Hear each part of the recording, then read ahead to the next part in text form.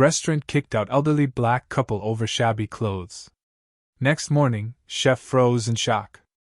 The rain hammered against the windows of La Belle Époque as Henry Carter pushed open the heavy glass door, his weathered hand trembling slightly from the cold. At 73, he moved with the careful precision of a man who had learned that dignity was something you carried yourself, not something others granted you. Behind him, his wife Martha stepped inside, her silver hair dampened from their hurried walk from the bus stop. They had been traveling for 18 hours straight, 3 connecting flights from their inspection tour of restaurants in the Southwest, followed by a delayed bus ride when their final flight was cancelled. Their simple clothes told the story of their journey. Henry's faded cardigan hung loose over his thin frame, and Martha's modest floral dress was wrinkled from sleeping upright in airport chairs. They looked exactly like what they were pretending to be, an elderly couple stretching their pension dollars for a rare night out. The restaurant's interior gleamed with polished marble and crystal chandeliers. White tablecloths caught the warm light from flickering candles, and the soft murmur of conversation mixed with the gentle clink of expensive silverware. It was 7:30 p.m. on a Thursday, not exactly prime time, and Henry counted at least 6 empty tables from where he stood. "Good evening," Martha said softly to the hostess, a young woman with perfectly styled blonde hair and a practiced smile that faltered the moment she looked them up and down. "Do you have a reservation?" the hostess asked, her voice already carrying a note of doubt. "No, but we saw you had availability online," Henry replied politely, removing his worn baseball cap. "Just a table for 2, please." The hostess, her name tag read Brittany, hesitated, her eyes scanning their appearance with barely concealed distaste. "Let me check with my manager." She disappeared toward the back, leaving Henry and Martha standing in the foyer while other patrons glanced their way. A couple in designer clothes whispered to each other, the woman's gaze lingering on Martha's scuffed shoes. Manager Victor Russo emerged from the shadows like a predator sensing weakness. At 45, Victor had cultivated an image of European sophistication that his Louisiana upbringing couldn't quite support. His slicked back hair and expensive suit were armor against a world that had never quite accepted him, and now he wielded his authority like a weapon against those he deemed beneath him. "I'm afraid we have a problem," Victor announced loudly enough for nearby diners to hear. His French accent was as manufactured as his concern. "We are completely booked this evening." Henry glanced around the restaurant again, his sharp eyes cataloging the empty spaces. "It appears you have several available tables. Those are reserved," Victor snapped, his voice rising. "Perhaps you would be more comfortable at the Denny's down the street? It's more suitable for your budget." A hush fell over the nearby tables. Martha's hand found Henry's arm, her fingers tightening with the effort of maintaining her composure. She had faced this kind of treatment before, in different decades, different cities, but it never stopped cutting deep. "Sir, we have money to pay," Henry said quietly, his dignity intact despite the public spectacle Victor was creating. "We've been traveling all day and would simply like a meal." Victor's laugh was sharp and cruel. "This establishment caters to a certain clientele. We have an image to maintain, and frankly," he gestured at their appearance with theatrical disgust, "you don't fit our standards." From behind the bar, 24-year-old Sophie Martinez felt her stomach clench with shame, not for the elderly couple, but for her workplace, for her silence, for the system she was part of. She had been working at La Belle Époque for 8 months, putting herself through community college with dreams of opening her own restaurant someday. Sophie had grown up in a working-class family where treating people with respect wasn't negotiable, but Victor controlled the schedules, the tips, and ultimately her future. "Perhaps if you dressed appropriately next time," Victor continued, his voice dripping with condescension, "we might be able to accommodate you. This is fine dining, not a soup kitchen." Other diners began to stare openly now. An older white couple at table 12 shook their heads in disapproval. Whether at Victor's behavior or the Carter's presence wasn't clear. A young businessman paused his phone call to watch the confrontation unfold. Martha squared her shoulders, drawing on reserves of strength built over decades of facing down hatred with grace. "We understand," she said clearly, her voice carrying the authority of someone accustomed to command, though Victor was too blinded by prejudice to notice. "Thank you for making your position clear." Henry nodded once, placing his cap back on his head with careful precision. As they turned to leave, he caught Sophie's eye across the restaurant. There was something in his gaze, not anger or defeat, but a kind of quiet assessment, as if he was taking careful note of who stood by and who looked away. "And in the future," Victor called after them, unable to resist one final insult, "please call ahead. We do have dress codes for a reason." The heavy door closed behind the Carters with a soft thud that seemed to echo through the suddenly quiet dining room. Conversations resumed slowly, but the atmosphere had shifted. Some diners looked uncomfortable, others seemed satisfied that order had been restored to their world. Sophie stood frozen behind the bar, her hands shaking as she gripped a wine glass. She had watched two human beings be stripped of their dignity in public, and she had done nothing. The tips from table service suddenly felt dirty in her pocket. Victor straightened his tie and smoothed his hair, surveying his domain with satisfaction.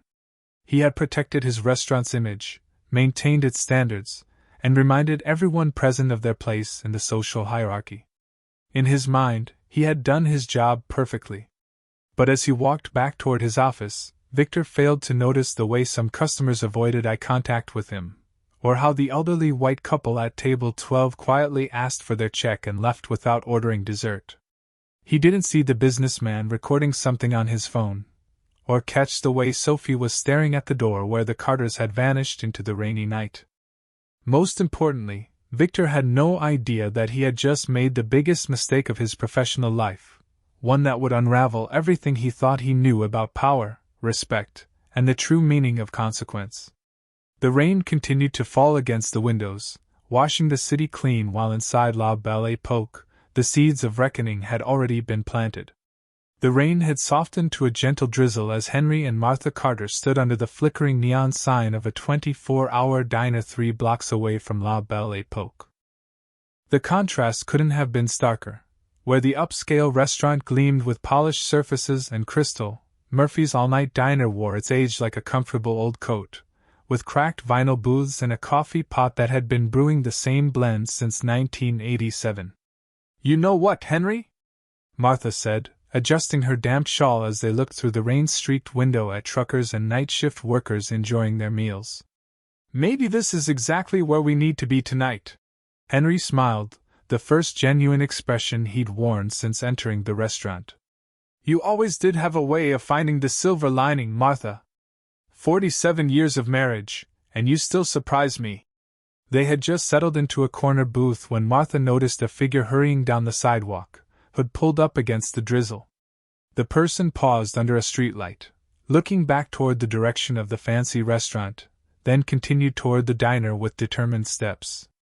The door chimed as Sophie Martinez stepped inside, her black server's uniform partially hidden under a worn denim jacket. She carried a small paper bag that she clutched protectively against her chest. Her dark eyes scanned the diner until they found the elderly couple in the corner booth. "Excuse me," Sophie said softly, approaching their table with hesitant steps. Her voice trembled slightly, whether from the cold rain or nerves, neither Henry nor Martha could tell. "I'm so sorry to bother you, but I work at the restaurant you just where you were earlier." Martha looked up from her menu, her expression guarded but not unkind. "Yes, I remember you. You were behind the bar. My name is Sophie," she said, then glanced around the diner as if checking to make sure no one from La Belle Époque had followed her. "I wanted to apologize for what happened tonight. What my manager did was wrong, completely wrong, and I'm ashamed that I just stood there and watched." Henry studied her face carefully. In his years of business, he had learned to read people quickly, to distinguish between genuine remorse and calculated performance. What he saw in Sophie's eyes was real guilt mixed with something rarer, moral courage that was fighting to break free. "You don't need to apologize for someone else's actions," Henry said gently. "But I do," Sophie insisted, her voice growing stronger. "I should have said something. I should have stood up to Victor, Mr. Rousseau. Instead, I was afraid of losing my job, And that's no excuse for watching two people get treated like that. She held out the paper bag with shaking hands. I brought you this. It's not much, just some of our beef stew and fresh bread from tonight's menu. I know it doesn't make up for anything, but I couldn't let you go hungry after traveling all day. Please don't go hungry because of what happened. Martha felt tears prick at her eyes, not from sadness, but from the unexpected kindness of this young woman who had risked her job to bring them a meal. She accepted the bag with gentle hands. What's your full name, dear? Martha asked. Sophie Martinez. I'm a student at the community college. I've been working at the restaurant for 8 months, saving money to eventually open my own place someday. She paused, then added quietly. A place where everyone would be welcome. Henry exchanged a meaningful look with Martha, a silent conversation that came from nearly 5 decades of marriage. Martha gave an almost imperceptible nod.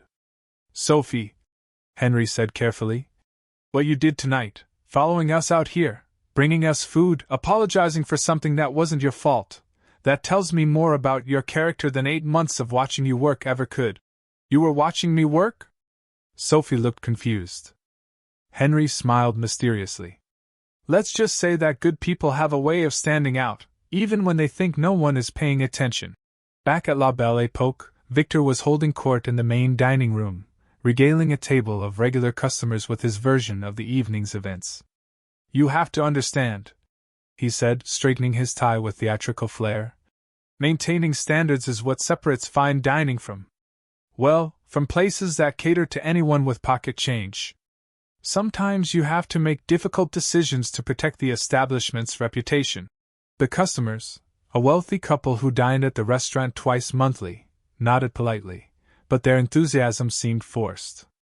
Victor was too pleased with himself to notice their discomfort. When Sophie returned 20 minutes later, slipping through the back entrance and hanging up her damp jacket, Victor was waiting for her. Where exactly have you been, Miss Martinez? His voice carried the sharp edge of authority mixed with suspicion.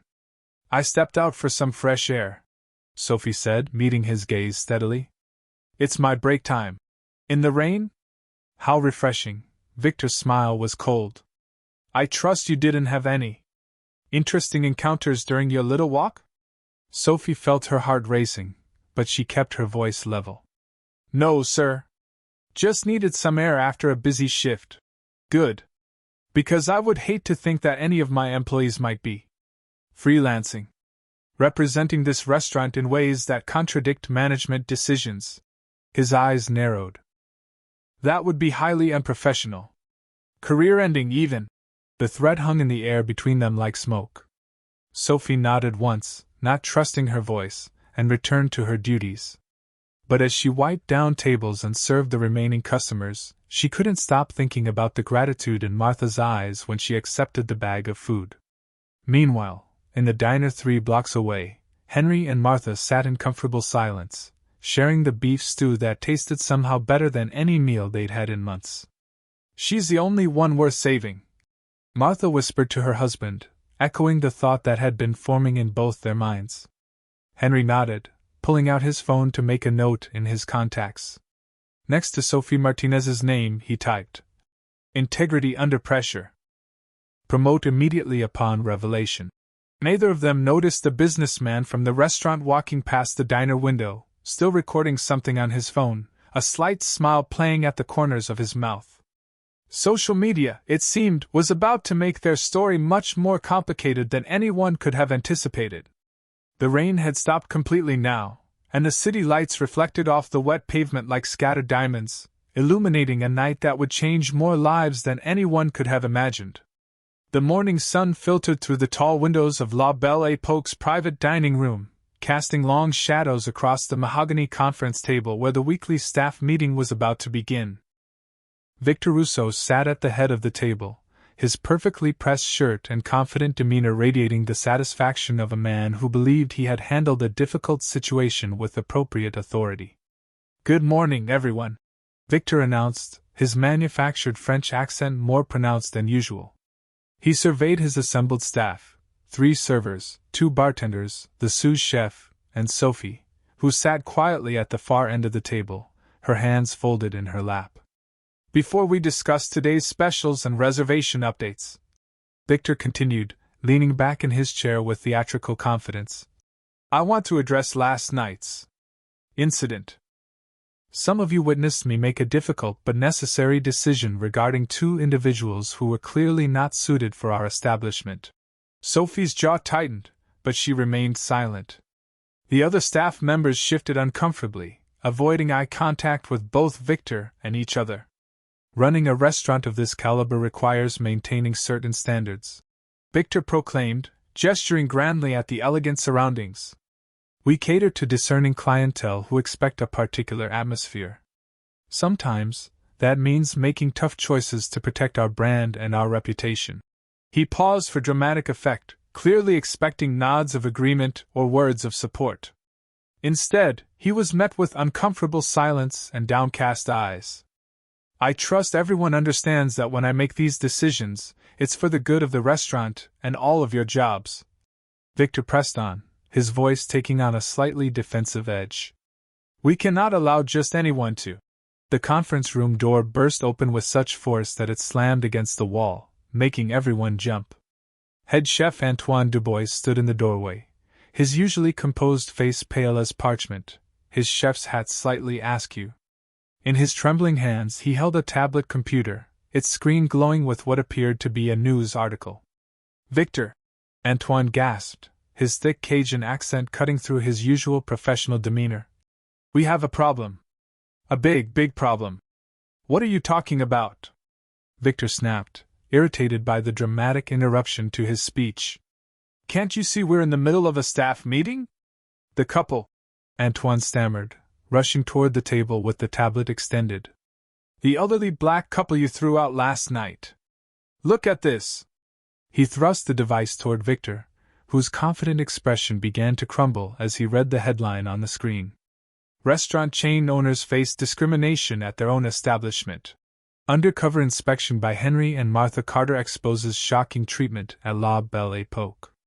Victor's face went through a spectrum of colors, from his usual tan to pale white to a sickly green. His hands shook as he grabbed the tablet, his eyes scanning the article with growing horror. "No," he whispered, then louder. No. This can't be right." The article continued below a photograph that made Victor's blood turn to ice. Henry and Martha Carter, but not as they had appeared the night before.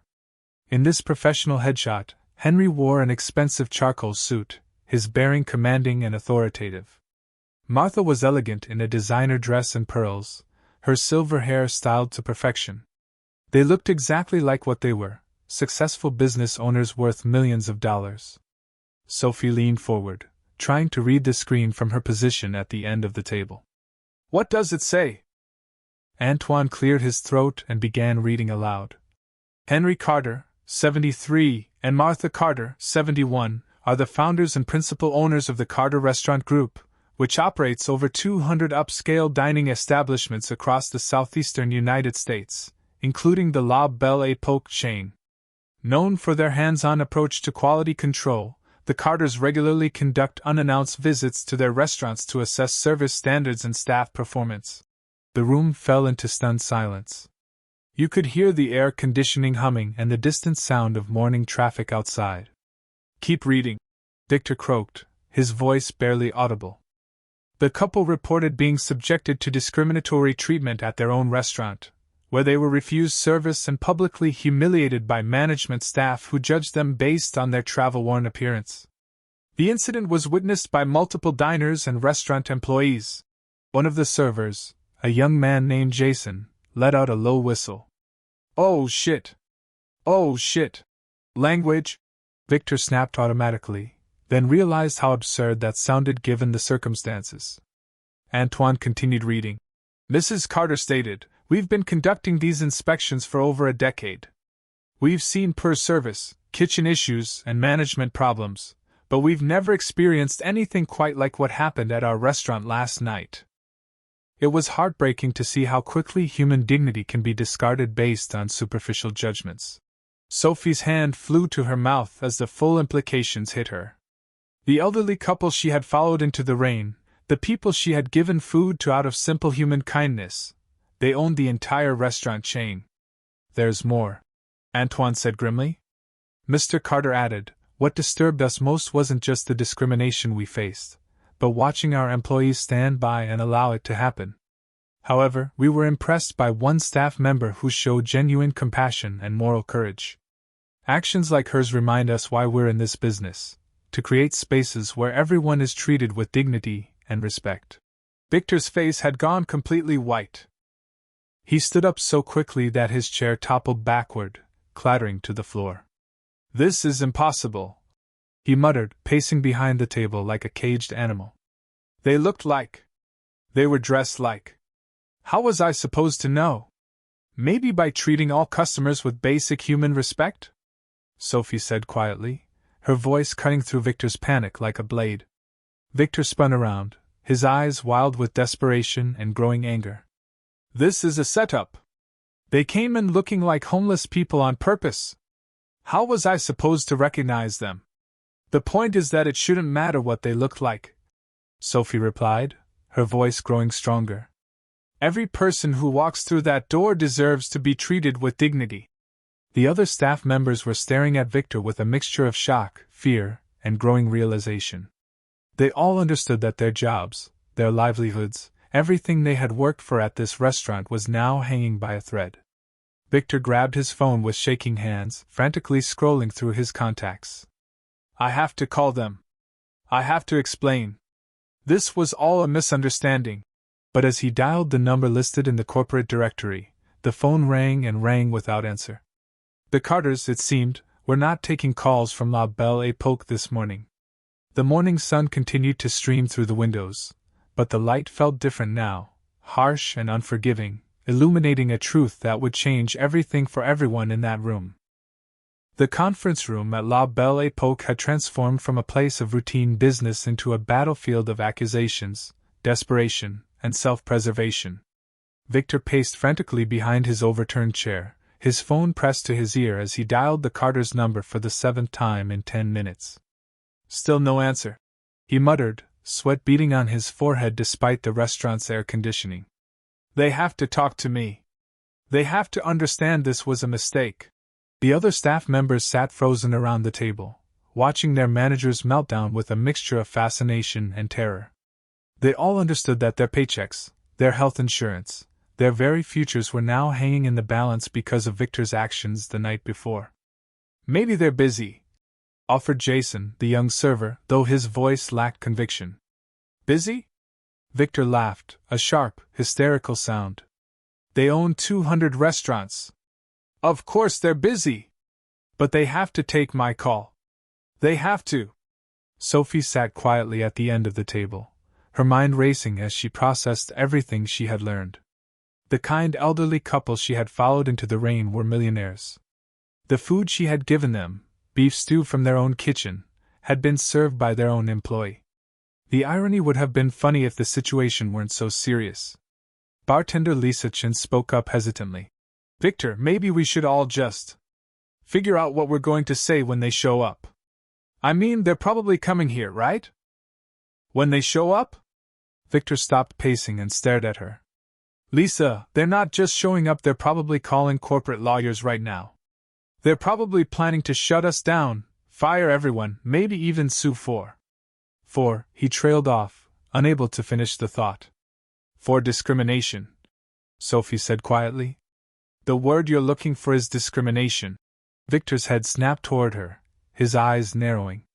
And you followed them outside last night. I saw you leave during your break. What exactly did you say to them? Sophie straightened in her chair, meeting his gaze steadily. I apologized for what happened and gave them some food. You gave them food? Victor's voice rose to a near shriek.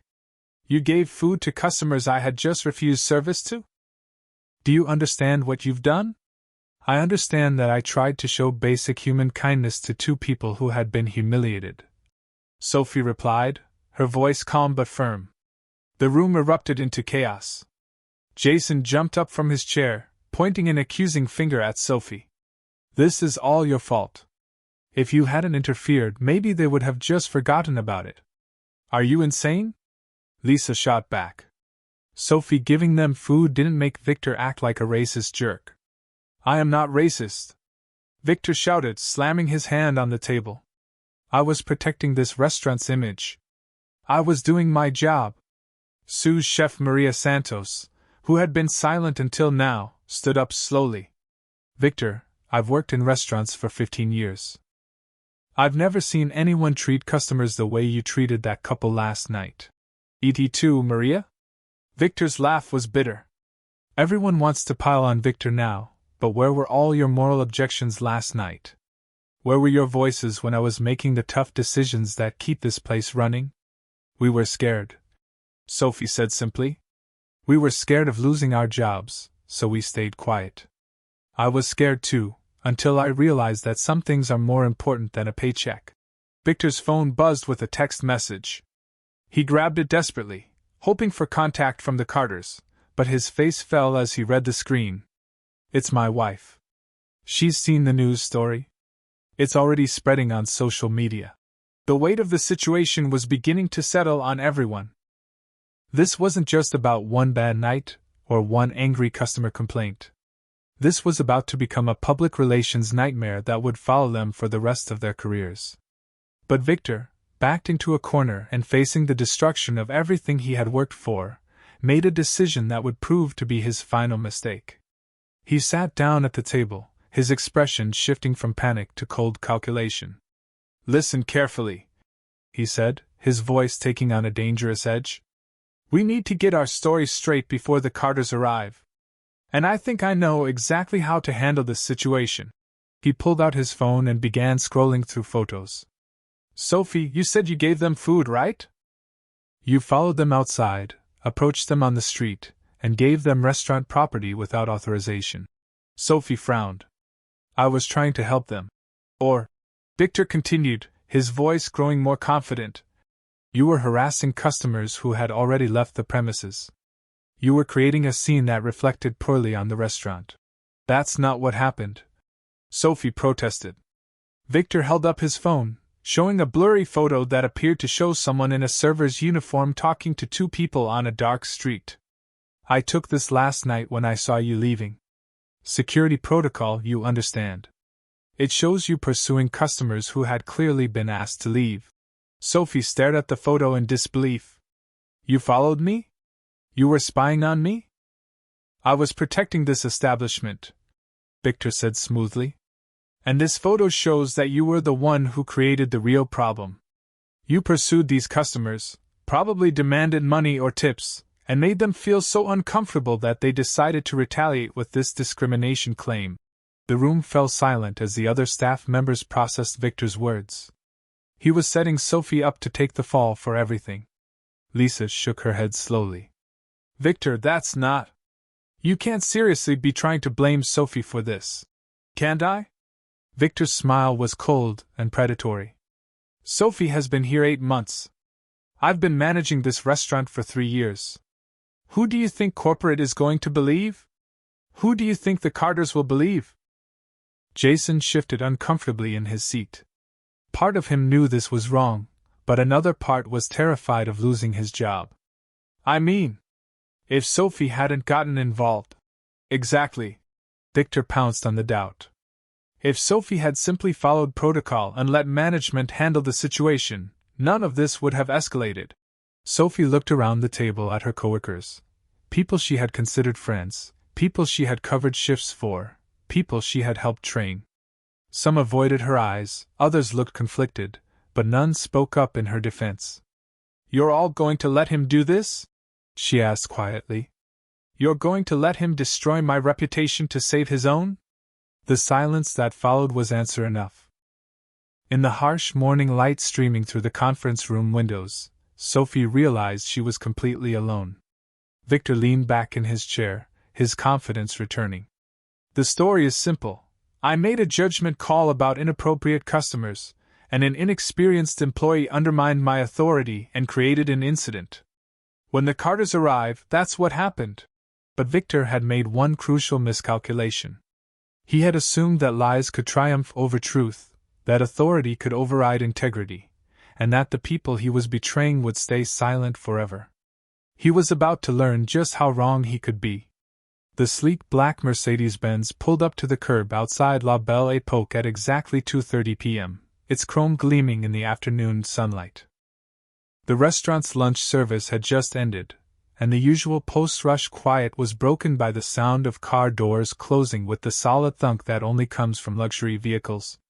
Henry Carter emerged from the passenger side, but he was transformed from the weary traveler of the night before. His charcoal gray suit was perfectly tailored, his shoes polished to mirror brightness. A platinum watch caught the light as he adjusted his silk tie, every inch the successful businessman worth $47 million. Martha stepped out from the driver's side, elegant in a navy blue dress that probably cost more than most people's monthly salary. Her silver hair was styled in a sophisticated chignon, and pearl earrings framed her face as she surveyed the restaurant that bore her family's name. She moved with the quiet confidence of a woman who had built an empire from nothing and had no intention of watching it crumble. Behind them, a second car arrived, a dark SUV from which emerged two men in expensive suits who were clearly security personnel, followed by a woman in her 30s carrying a leather briefcase. The lawyer's presence sent a clear message: this was not a social call. Inside the restaurant, chaos reigned. Victor had been pacing near the front windows for the past hour, checking his appearance in every reflective surface he passed. His carefully rehearsed explanations played on a loop in his mind, each version sounding less convincing than the last. "They're here," whispered Brittany, the hostess, her face pressed against the glass. "Oh my God, they're really here!" The staff had spent the morning in a state of barely controlled panic. Some had sided with Victor's version of events, others remained loyal to Sophie, and still others simply wanted to keep their heads down and survive whatever was coming. The restaurant felt like a powder keg waiting for a spark. Sophie stood behind the bar, her hands steady as she polished wine glasses, a nervous habit that helped her think. She had spent the morning replaying Victor's accusations in her mind, trying to prepare for what felt like a kangaroo court. The photo he claimed to have could be interpreted many ways, and she knew that corporate politics often mattered more than truth. The front door opened with its usual soft chime, but the sound seemed to echo through the restaurant like a gunshot.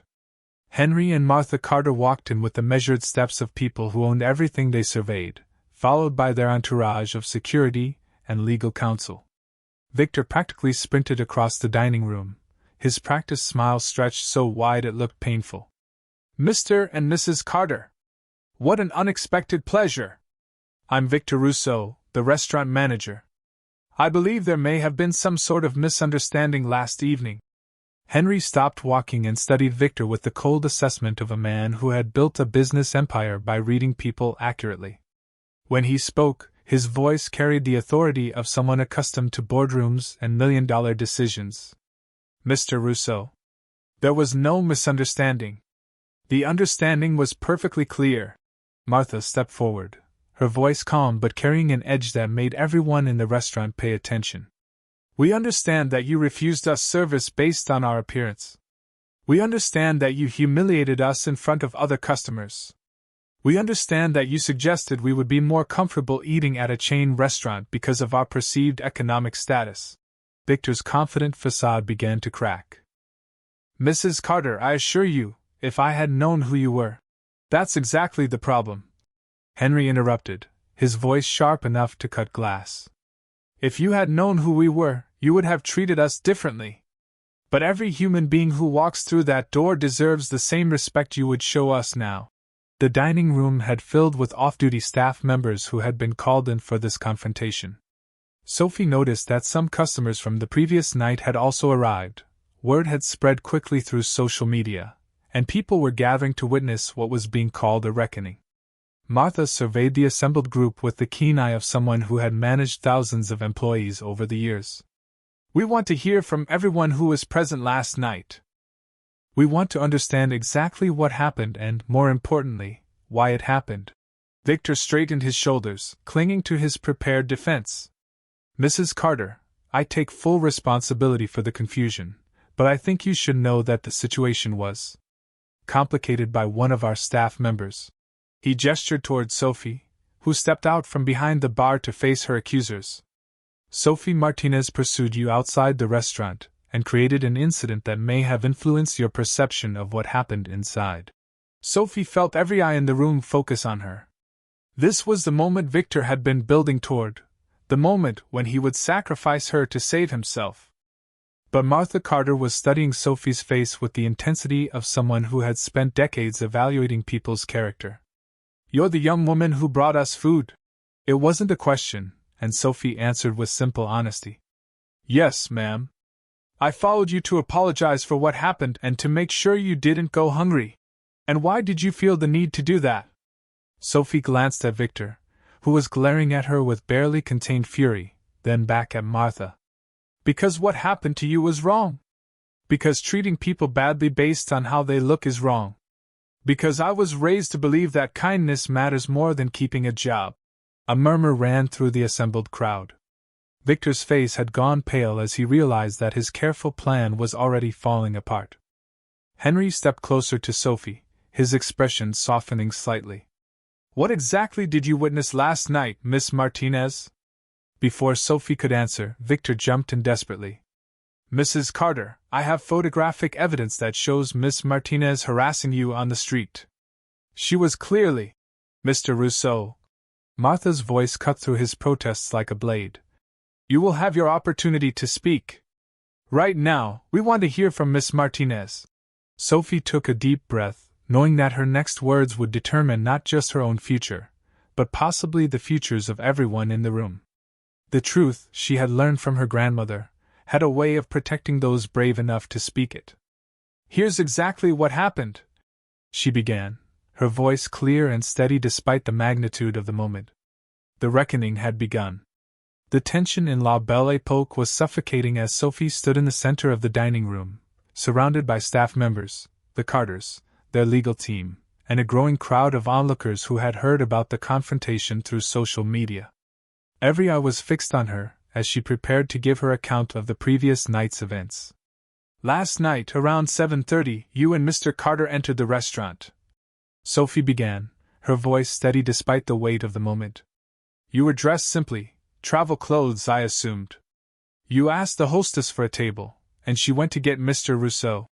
Victor shifted nervously, his jaw clenched as he waited for his moment to present his version of events.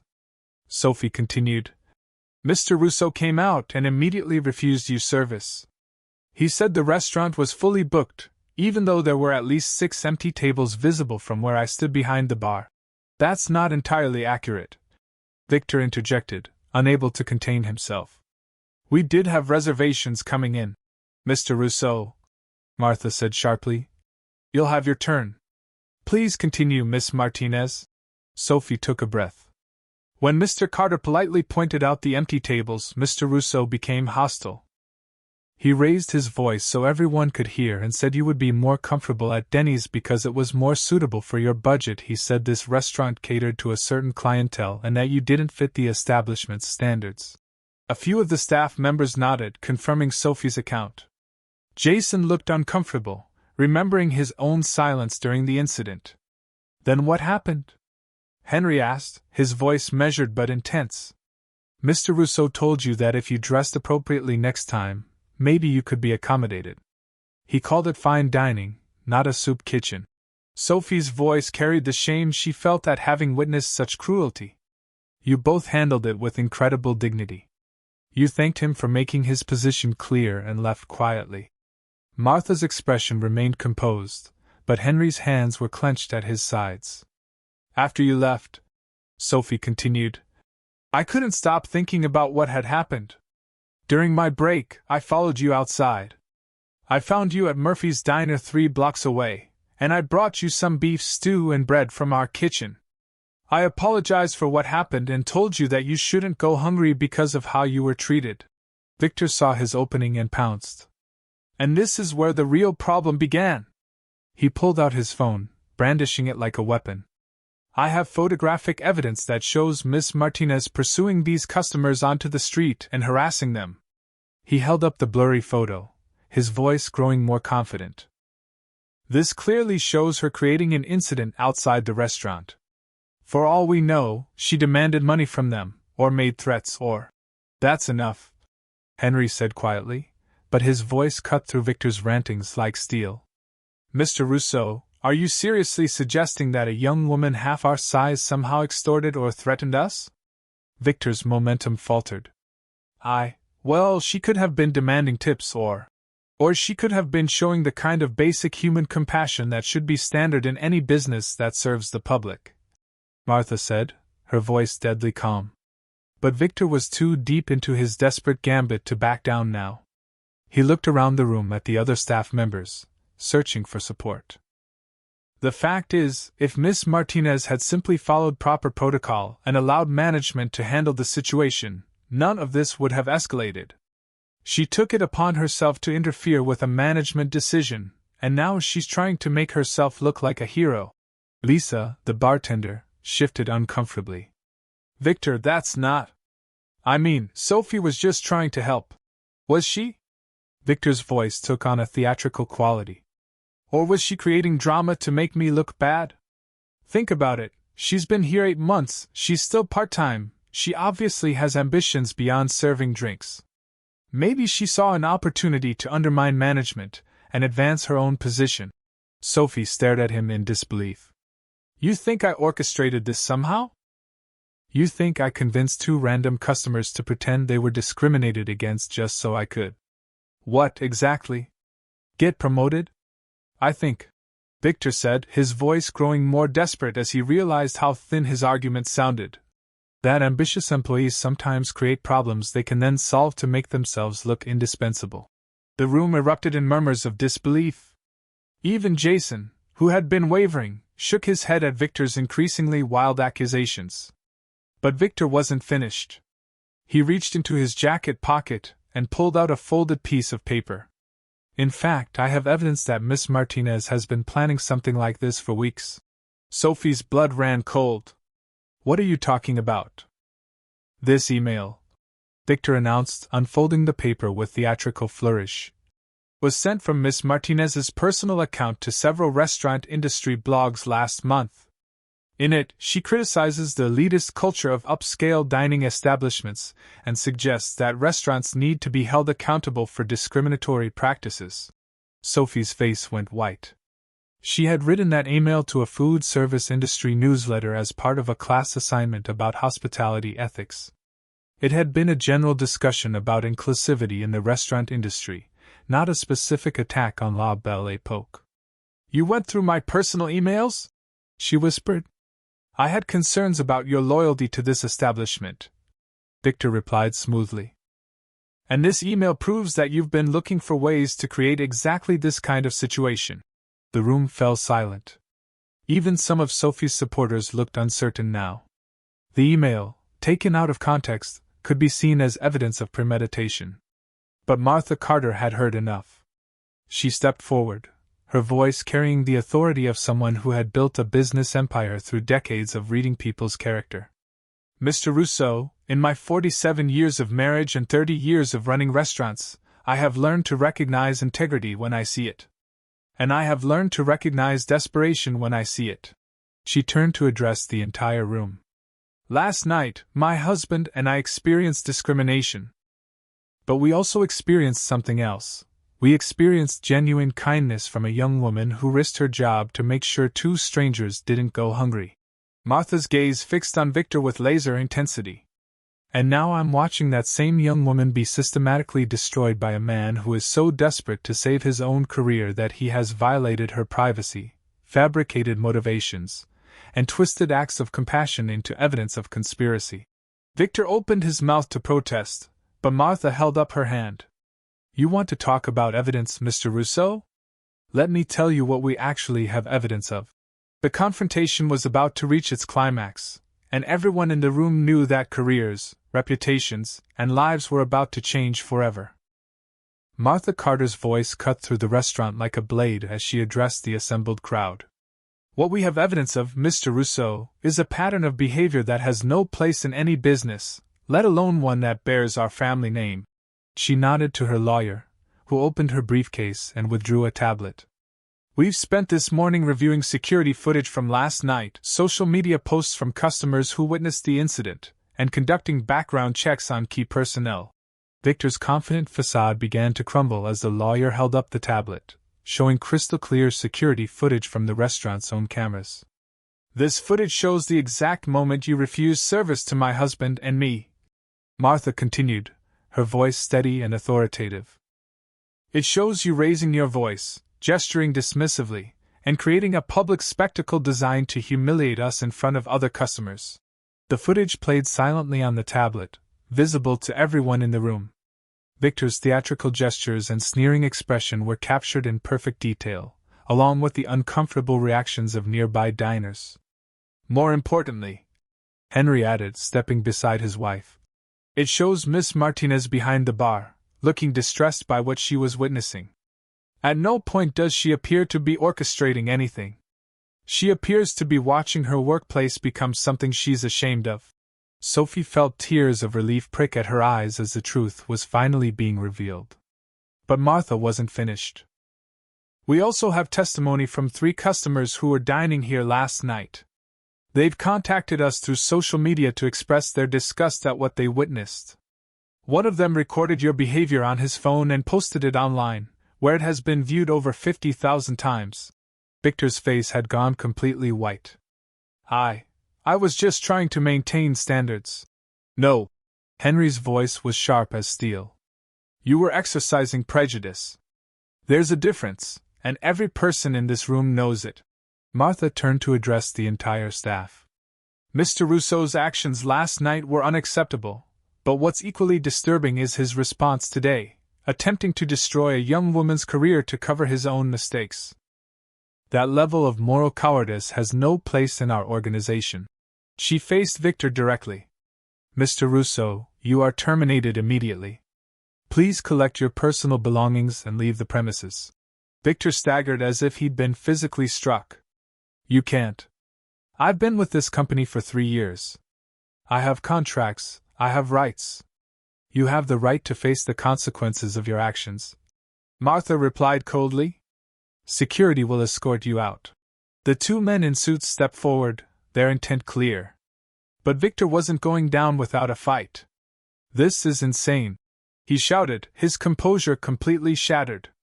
You're destroying my career over 2 people who came in looking like homeless vagrants.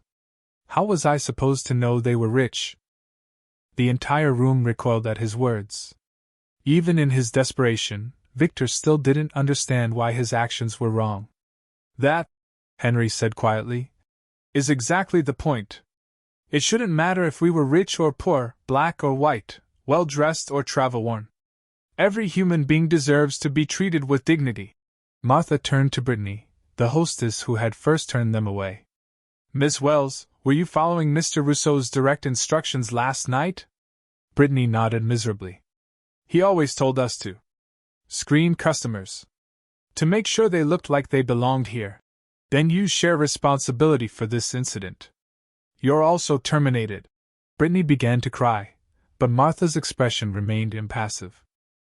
She had built a business empire by making difficult decisions, and she wouldn't compromise her values to spare feelings. Henry turned to Sophie, his expression softening. Miss Martinez, your actions last night demonstrated the kind of character and integrity we value above all else in our organization. Effective immediately, you are promoted to restaurant manager. Sophie's mouth fell open in shock. What? But I'm just a part-time server. I don't have experience. You have something more valuable than experience, Martha said with a slight smile. You have principles. Everything else can be taught. The room buzzed with surprised murmurs. Victor, still being escorted toward the door by security, whirled around in fury. This is ridiculous, he screamed. You're putting a college kid in charge of $1 million restaurant. She'll destroy this place within a month. Unlike you, Mr. Rousseau, Miss Martinez understands that a restaurant's success isn't measured only in profits. Henry replied calmly. It's measured in the dignity with which every customer is treated. Victor's face twisted with rage and desperation. You'll regret this. Both of you. I know people in this industry, I have connections. I'll make sure everyone knows what really happened here. As the security guards physically ushered him toward the exit, Victor's voice rose to a shriek. This isn't over. You can't just destroy someone's life like this. I'll find a way to make you pay. The doors slammed behind him with a finality that seemed to echo through the restaurant. Martha addressed the remaining staff. Everyone else will be given a chance to prove they can uphold the standards of respect and dignity that this establishment should represent. There will be mandatory training on inclusivity and customer service. Anyone who cannot or will not embrace these values is free to find employment elsewhere. Sophie stood in the center of the room, still processing the magnitude of what had just happened. 24 hours ago, she had been a part-time server struggling to pay for community college. Now she was the manager of an upscale restaurant, responsible for a staff of 12 and an operation worth millions. But as the afternoon wore on and the initial shock began to fade, none of them realized that Victor's threats weren't just the empty words of a desperate man. He was already planning his revenge, and the real test of Sophie's leadership was about to begin. That evening, as the dinner service was about to commence under Sophie's nervous but determined management, Victor sat in his car in the restaurant's parking lot, a pair of wire cutters in his lap and a smile of bitter satisfaction on his face. If he couldn't have La Belle Époque, he would make sure no one else could either. At 7:45 p.m., during the height of the Friday evening dinner service, every light in La Belle Époque suddenly went out. The elegant dining room plunged into darkness, the kitchen equipment fell silent, and the soft jazz music died mid-note. 37 diners sat in confused silence as emergency lighting flickered on, casting eerie shadows across the restaurant. "What's happening?" called out a customer from table 6. Sophie, who had been nervously overseeing her first dinner service as manager, felt her heart sink. This was exactly the kind of crisis that could destroy a restaurant's reputation permanently. Wealthy customers didn't tolerate inconvenience, and social media would spread news of the disaster within minutes. But instead of panicking, Sophie drew on the same inner strength that had compelled her to follow the Carters into the rain the night before. She grabbed a flashlight from behind the bar and stepped into the center of the dining room. "Ladies and gentlemen," she announced, her voice carrying clearly through the darkened space. "We appear to have lost power, but we're not going to let that spoil your evening." In the kitchen, chaos threatened to erupt as ovens shut down mid-cooking and refrigeration units began warming. But Sophie's calm leadership had an immediate effect on her staff. Jason grabbed candles from storage, Lisa began manually opening wine bottles, and Maria started organizing a cold menu from ingredients that didn't require cooking.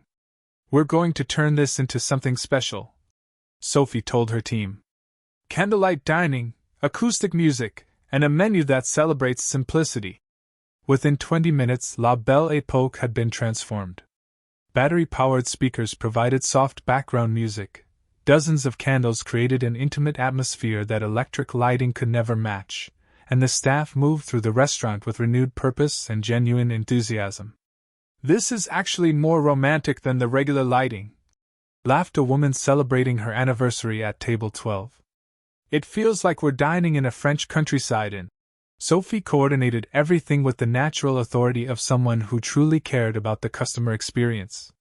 She personally visited every table, explaining the situation with honesty and grace, offering complimentary appetizers and ensuring that no one felt neglected. From his position by the kitchen window, Henry Carter watched in amazement. He and Martha had arrived for an unscheduled follow-up visit, wanting to observe Sophie's first service as manager. What they were witnessing exceeded their highest expectations. "Look at her," Martha whispered to her husband. "She's turning a disaster into an opportunity." The evening continued to unfold beautifully. Customers began talking to each other across tables, drawn together by the shared experience. The staff, energized by Sophie's leadership and freed from Victor's toxic management style, rediscovered their love for hospitality. At 9:30 p.m., police officers arrived to inform Sophie that they had arrested Victor in the parking lot. Security cameras had captured him cutting the electrical cables to the building in an act of deliberate sabotage. He confessed immediately. Officer Rodriguez explained. Said he wanted to prove that you couldn't handle the responsibility. Ironic, considering how well you've handled it. As the news spread through the restaurant, several customers actually applauded. The staff gathered around Sophie with expressions of admiration and newfound respect. You know what? Called out the businessman from table 8, raising his wine glass. This has been the best dining experience I've had in years. Not because of the food or the wine, but because of the heart this place showed tonight. The other diners joined in the impromptu toast, celebrating not just the restaurant but the young woman who had transformed a crisis into a triumph. 3 months later, La Belle Époque had been completely renovated, not just physically, but culturally. Sophie had implemented new training programs focused on inclusivity and genuine hospitality. The staff worked as a cohesive team, united by shared values rather than fear of management. The restaurant had become a destination not just for fine dining, but for exceptional service that treated every customer with equal dignity. Online reviews consistently praised the warm, welcoming atmosphere that made people feel valued regardless of their background or appearance. Henry and Martha Carter made their final surprise visit on a quiet Tuesday evening, entering once again in simple clothes to test their staff's commitment to their new values. This time, they were greeted with immediate warmth and professionalism, offered the best available table, and served with the same attention given to every customer. Sophie, Henry said as they prepared to leave, you've accomplished something remarkable here. You've created more than just a successful restaurant. You've created a place where human dignity is the first item on the menu. Sophie smiled, thinking of the long journey from that rainy night when she had followed 2 strangers into the darkness to offer them food and kindness. I learned from the best teachers, she replied. Sometimes the most important lessons come from the customers who test whether we remember why we're really here. As Henry and Martha walked into the night, they passed Murphy's all-night diner where their story had really begun. Through the window, they could see truckers and night shift workers enjoying their meals with the same contentment as the wealthy diners 3 blocks away at La Belle Époque. Both restaurants served food, but one now served something more precious. Proof that treating people with dignity and respect wasn't just good business, it was the foundation of everything worth building. The rain had stopped falling long ago, but the seeds planted that difficult night had grown into something beautiful that would flourish for years to come.